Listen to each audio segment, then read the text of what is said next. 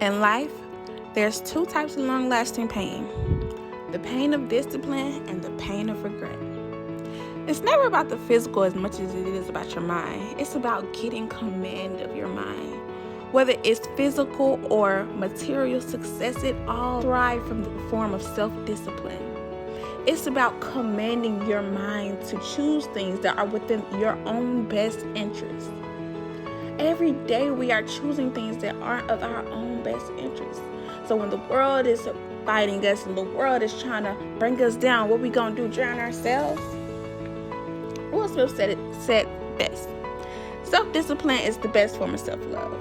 When we say we love ourselves, that means we have behavior towards ourselves that is loving.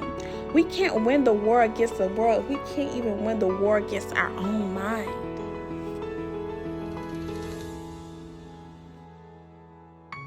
About the physical.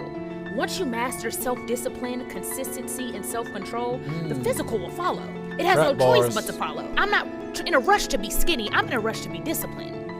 I'm not in a rush to stop overeating. I'm in a rush to have self-control with what goes into my mouth. I'm in a rush to be consistent.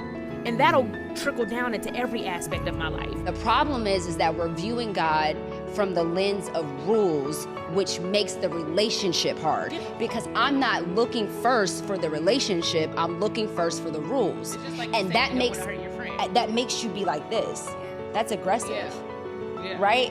It's not like when you don't want to go somewhere and they're like, you can't do this, you can't do that. That's like a little bit, it's off-putting. But if I have a relationship, let me seek the relationship first. Whatever God's boundaries are for me, I don't give a damn. Like I told you, you tell me to go rake leaves up with my teeth, I'm doing it. Right. I don't give a damn because because if she told me to go rake some leaves up with my teeth, I would do it. Because of the relationship I have with you. Think about all the shit that we do and sacrifice for the relationship of the people that we love. But we don't give God that same courtesy. The road to sustained happiness is disciplining your behavior. We tend to base our self-esteem off what other people think. Self-esteem is how we feel about ourselves, and we don't place awareness on how dangerous it is to let others determine how you're going to feel about you.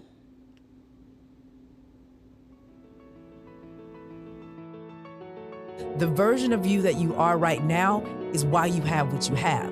You got to make a complete identity switch to get something different.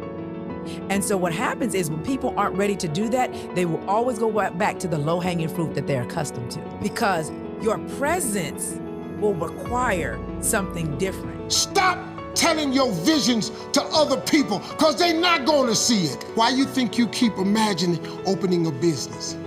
Why you keep imagining graduating, getting a better job? Why do you keep imagining buying a house? Why do you keep imagining driving a really nice car? Why do you keep imagining getting rich one day? Why do you keep imagining that? Because God is talking to you. He's showing you something that he has for you. He puts it in your imagination, man. See, God is good, man. You've got to understand how good God is. He ain't playing with you. He the real deal. He created you, and then he even showed you what he got for you. You gotta start believing in your imagination.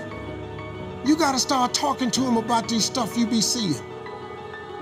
But you have not because you ask not. So if you see the vision, the imagination, but you don't ask God for it, what you want him to do? He showed it to you. Faith without works is dead. So now you got to put in work. All of y'all sitting in here, you want a better life, correct? Haven't you imagined a better life? Okay, who you think he showed it to? He showed it to you. Why you think he showed it to you? Because he want to give it to you. But if you don't work, if you don't ask him for it, he cannot give it to you, because he created us with the power of choice. We make choices every day. If you decide that you will be poor, there's nothing I can do.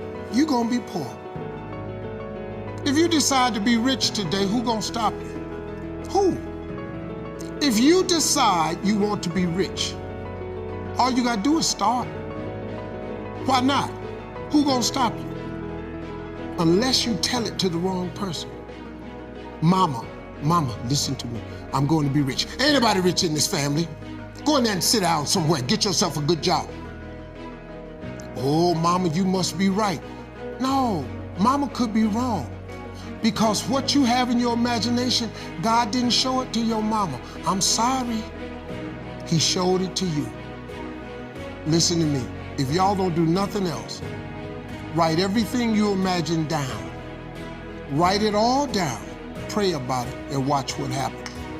Watch what happens. Because let me tell you something.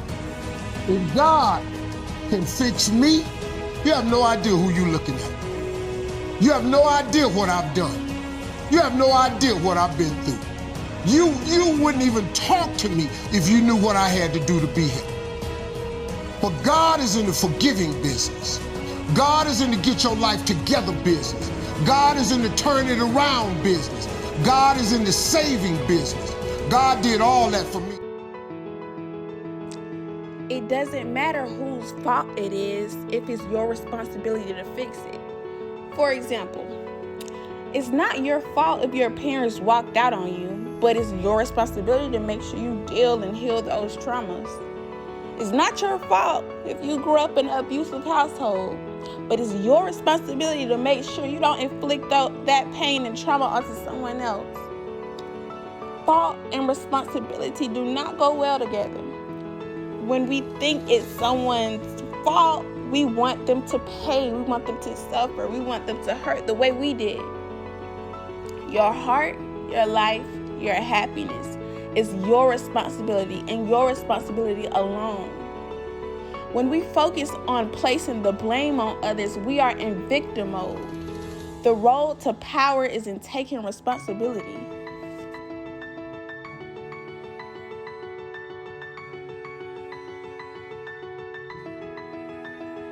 You can make someone smile.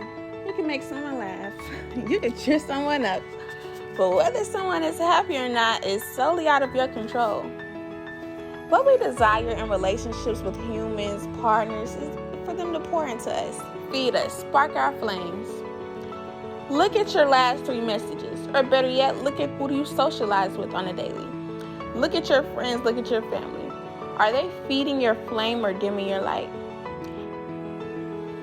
If you are not making someone's life better, then you are wasting your time. You are wasting your time. It is a waste of time. And might I add, time waits for no one. My home was not gifted to me or handed to me by any means. This stethoscope, as well as many others, have been with me on multiple 12.5-hour plus shifts, sometimes 7 days a week. You see that box back there? I wasn't always able to order delivery food service for my babies. Most of the time I used government assistance and food stamps to make sure that my kids could eat. I moved out on my own at 16 years old. My baby slept in a box just like that. I don't expect everybody to be happy for me. Shoot, I wasn't happy for everybody when I was in that position. This is a prime example of making something out of nothing. It's a foundational principle of success, in my opinion. It's also a core principle to survival of the fittest. If you can't improvise, you can't change. If you don't change, you won't evolve. If you're not evolving, you're staying the same, which means you'll get the same results. You see, talent is natural. It takes hard, long days, hours, months, even years to develop a skill. Something that has gotten me and a lot of peers in my age group is that it's difficult to take the first steps. We are immediately intimidated and discouraged when we look at how big the task is. I'm motivated by fear. I hate being scared to do something. Even when I think of years ago and I would always attack obstacles that I was scared of. When I did my time in the military, I was prepped, molded, knocked down, built up, forged into a woman who is now more courageous than ever. I'm built for anything. And all of a sudden, I was sitting alone one day and it hit me. The best moments of my life was when I was the most fearful. God strategically placed the best things in life on the other side of fear. The definition of who I am is very clear to me, and it also redefines who I want to be. I know for a fact I'm stronger than I've ever been.